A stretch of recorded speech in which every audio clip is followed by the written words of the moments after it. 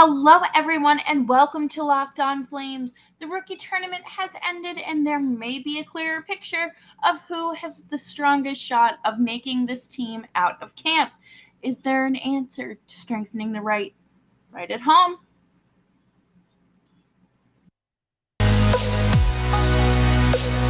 You're Locked On Flames, your daily podcast on the Calgary Flames.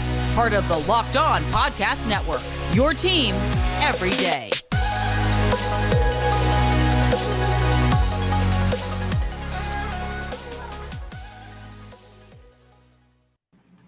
Hello, everyone, and welcome back to Locked On Flames. As always, I'm your host, Jess Belmosto.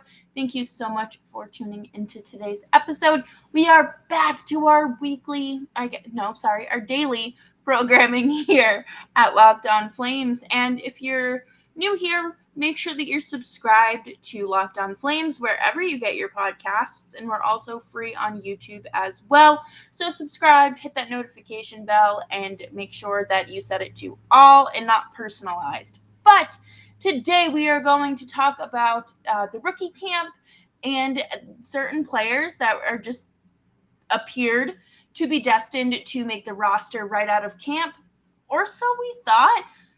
But now, could there be a dark horse in the running to strengthen the right side?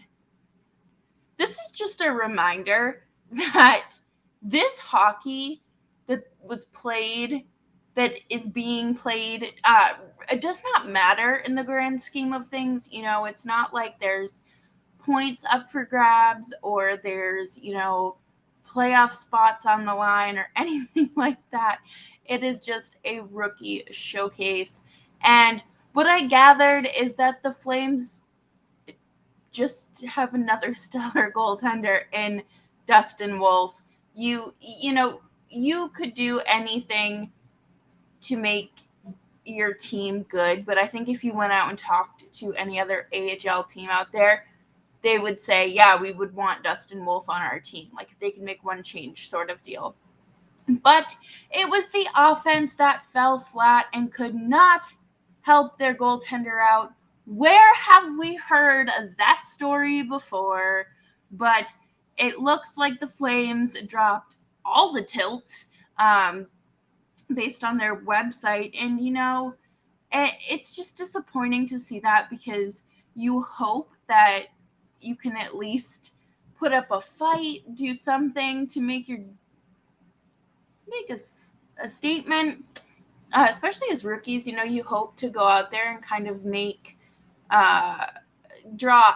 want to play to draw eyes on you. But they dropped the first game 3-0 to the Canucks, and then Jack Beck scored the only goal in a 4-1 loss of the baby battle of Alberta.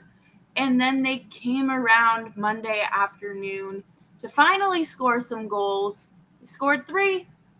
Chris Setoff, Jacob Pelletier, and Emilio Pettersson scored the 3 goals against the Jets, but it still was not enough because the Jets scored 5. It's not that this hockey doesn't matter, but also please remember that I feel like preseason hockey is, again, a lot of players just getting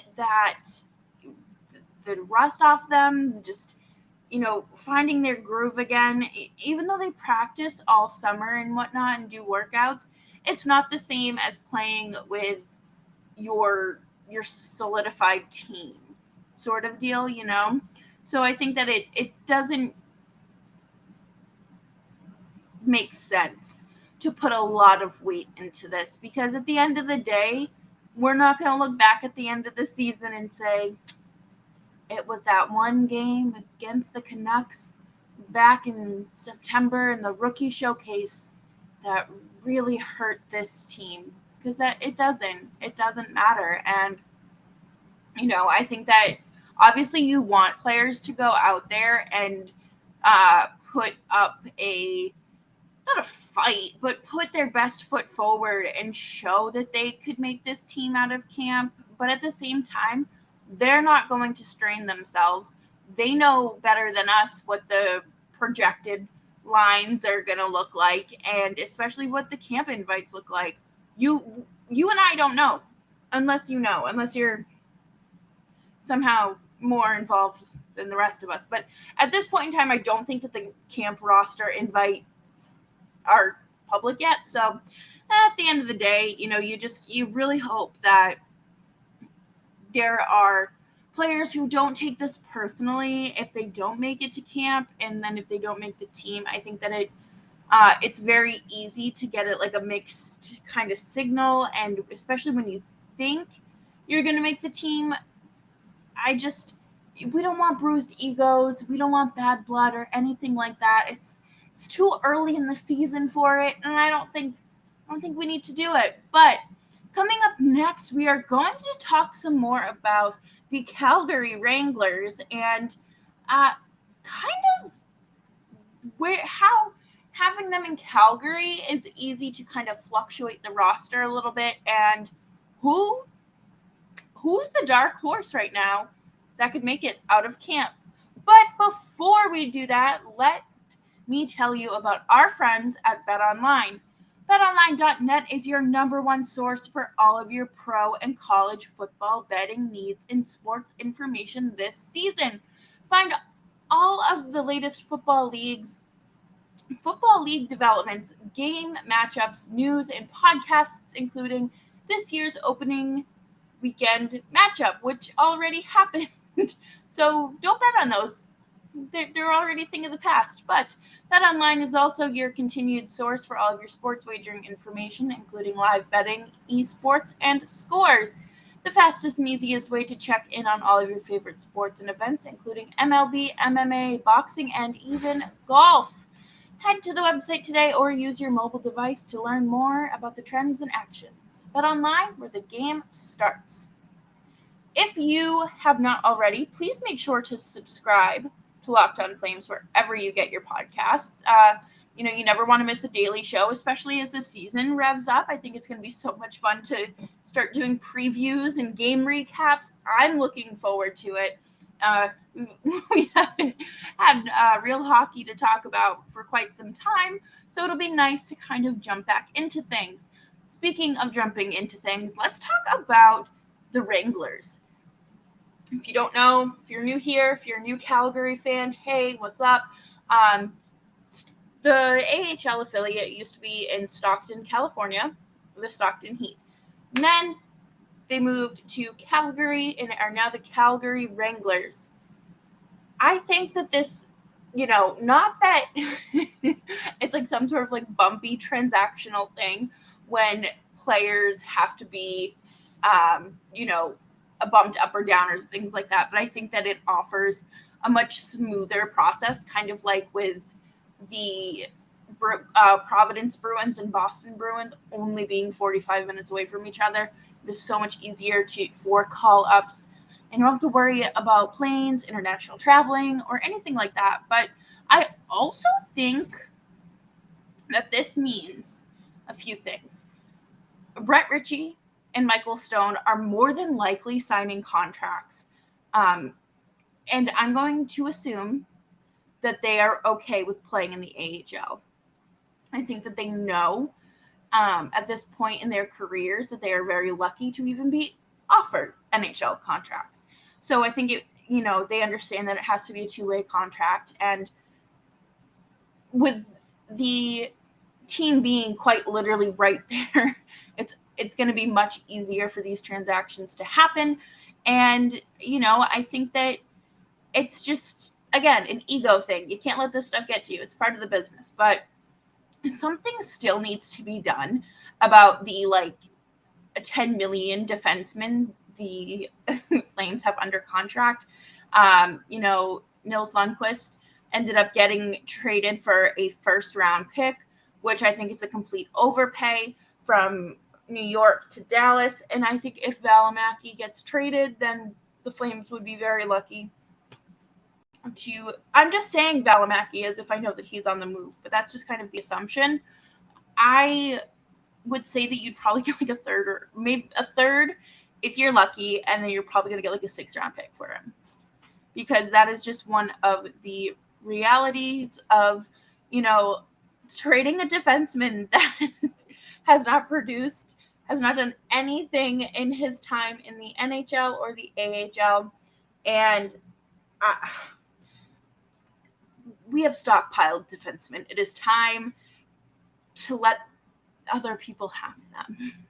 But another thing is that there are plenty of players along the left side. We have stockpiled a good amount of lefties in the AHL, and it is time for us to move the next ones to the top if there's room, or look for some of those right-handed shots that could absolutely be of good use in the NHL. And it's time, again, you push those players to the top, you do what you need to do, and this is my thing. I think a lot of people are like, oh, well, like just have them play out of position. Okay. I think that is a very quote unquote easy solution here, but I also want you to remember that that's a lot harder to do than it's easier said than done. So it could do more harm than good. It absolutely could. I think it can stunt a player's development. It can put them back. I think some regression would be only natural. You're not going to see their true talent when they've been playing on the left side for the last, 14 years of their life. And, 18, 19-year-old, and then you say, hey, you're going to come in and play on your opposite wing and you're going to like it. I think that you're just kind of setting that player up for failure at that point. But I think, along with Salem also said this, but Walker Dewar could make the team out of camp. I'm only saying this because he has a strong right shot, and it's time to let someone from within make the jump. It is time. It is time to do that. If they are not going to trade for someone, then it just makes sense for them to promote someone from within. And if it's going to be someone, let it be someone who already has that right-handed shot. Don't take someone who would need to adjust to that. I think that he's a good guy for that fit. And, he played one game in the NHL last year. I thought that he played more. I went to look at his stats, and I was like, oh, he definitely played like 3 or 4 games. No, it was just one. But, he has NHL experience. He didn't have any points, but again, it's one game. I don't think that you can expect that from everyone. I know some people are like, oh, they made their NHL debut and they didn't do anything. Okay, great. I'm sure that they were pooping bricks out there on the ice, and they're also probably limited to unlimited ice time. So let's be honest here. But, Walker Dewar is a name to keep an eye out for. I think that he will absolutely be invited to training camp. I would not be shocked. I think that Daryl Sutter really likes him. He's a big kid too. I think he's like 6'2". And if you're looking to strengthen that right side, that seems like the easiest option to do, especially if you are going, I don't know, just with like cap restraints and whatnot. I think you have to think about it that way. But let this underdog of a kid come out here and just prove himself. I would say prove everyone wrong, but I don't think anyone has like opinions on this kid yet. But yeah, you have to do what's best for the team. And like I said, if they're going to trade for someone, I feel like they would have done it by now. Bringing Sonny Milano in on a PTO is great. I think that he also strengthens this lineup as a whole, but you do need to figure out that right side a little bit. Coming up next, we are going to talk about what it would mean for the team identity and then for this hypothetical player that is going to be making the jump to the NHL. Thank you all so much for tuning into Locked On Flames. As always, I'm your host, Jess Belmosto. And remember to subscribe to Locked On Flames, and make sure you're following me on Twitter at Jess Belmosto. I think that this team finally has an identity. Like they had one last year as well. I think that they proved that they were underdogs, and they kind of, they looked good on paper, and then, it's their first full year with Daryl Sutter, and a little scrappy Johnny Gaudreau goes out there and scores 40-something goals, and la la la, like, then the identity starts to fall apart as players depart, and that's okay, because then you bring in players like Jonathan Huberdeau, Nazem Kadri, Sonny Milano. I don't think Sonny Milano really fits into this conversation just yet, but he does. He absolutely does. And then you have this mature roster of veterans, of winners. Jacob Markstrom said that this team is more mature and better. Chris Tanev said the same thing, and Daryl Sutter said it himself. So you have a good mix of age here as well. You have Dubé, who's still young, Dan Vladar, who's still young. I would assume Andrew Mangiapane's 26 years old, so he's kind of like in that weird in-between phase with, what's his name? Noah Hannafin, I think, and Oliver Shillington too, like Rasmus Anderson. Like there's a good group of guys who are still relatively young. Not that this is an old team, but I think that there's definitely like youth to this team as well as veterans. I don't want to call them old because most of them are like close to my age and I'm not old. But I think that having a good mix of youth and veterans is always a recipe for success, because you have guys who come in who are hungry. They want to learn, they want to win, they want to do whatever it takes. 9 times out of 10, there's always going to be that outlier that's like, yeah, I know how to do this, blah, blah, blah. I'm better than everyone else. I can do this with my eyes closed. No, they couldn't. But I think what's so encouraging to me is that there is such a good mix, especially in the defensive group. Mackenzie Weegar is still young too. And I think that he has been lost in this conversation because everyone was just so excited to see Huberdeau's name attached to the Matthew Tkachuk trade. And they don't know what Weegar is capable of. So that's just something to think about as well. I think, adding a young player from the AHL could do wonders. Mixing them in, it gives them confidence. How many times do you look and see a player who's like in their rookie or sophomore season and they go out there and they look like a lost puppy dog because they have no team identity, they have no confidence, they have no identity in themselves as a player?